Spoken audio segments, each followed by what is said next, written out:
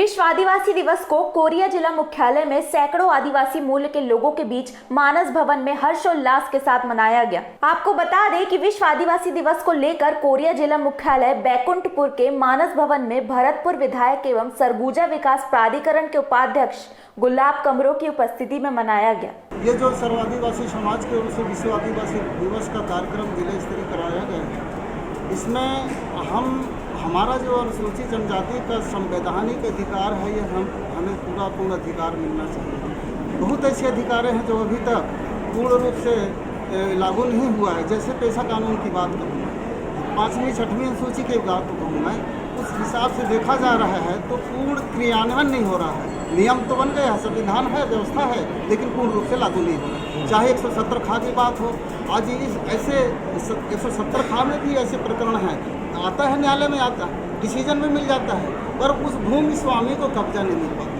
ये हमारा बहुत बड़ा समस्या है। विश्व आदिवासी दिवस के इस अवसर पर बताया गया कि आदिवासियों के अधिकार और उनके विकास के लिए हर संभव प्रयास किया जा रहा है। साथ ही जल, जंगल, जमीन के अधिकार को लेकर भी कई महत्वपूर्ण बिंदुओं पर चर्चा की गई। इतना ही नहीं, आदिवासियों के अधिकार और उनके विकास के लिए शासन के द्वारा चलाई जा रही कई योजनाओं की भी चर्चा की गई।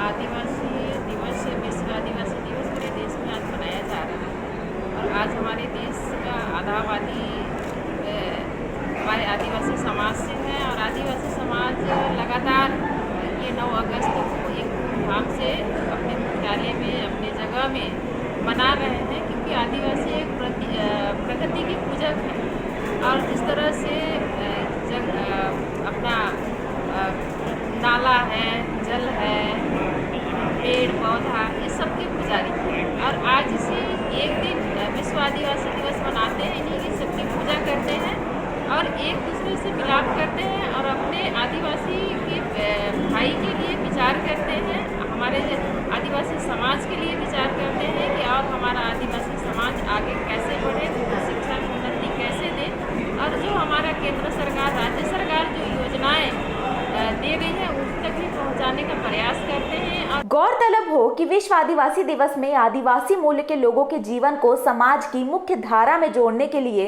शासन, प्रशासन और जनप्रतिनिधि के प्रयासों की जानकारियों को लेकर वनांचल क्षेत्र के आदिवासियों तक पहुंचाना और आदिवासियों के उत्थान और विकास योजनाओं को अनेक माध्यमों के द्वारा धरातल पर लागू करवाना मुख्य उद्देश्य है। इस कार्यक्रम में पूर्व विधायक एवं संसदीय सचिव चंपा देवी पावले, जिला पंचायत अध्यक्ष रेणुका सिंह, जनपद पंचायत अध्यक्ष सौभाग्यवती कुसरो भी उपस्थित रहे।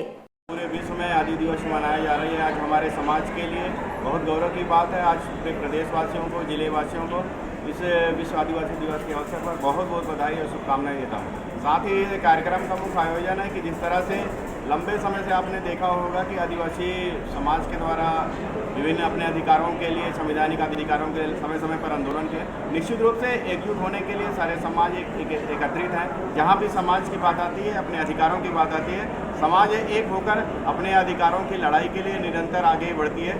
जिस तरह से आपने देखा होगा वर्तमान सरकार ने आदिवासी के हित में विभिन्न प्रकार के निर्णय लिए हैं, चाहे वो पट्टे के लिए हो, चाहे जाति प्रमाण पत्र के हो, चाहे लंबे समय से जो जेल में रह गए बस्तर के काफ़ी संख्या में, चाहे वो वहाँ के ज़मीन वापसी का हो। निश्चित रूप से आपने कोरिया जिले में देखा होगा कि आदिवासी के ज़मीन हड़पने के मामले में लगातार कार्रवाई निश्चित रूप से। इसलिए जहाँ जहाँ भी अगर आदिवासियों के हित में जहाँ भी अगर बात आएगी, निश्चित रूप से सरकार और हम सब और समाज एक साथ खड़े होंगे। TCP 24 के लिए कोरिया से उमेश तिवारी की रिपोर्ट।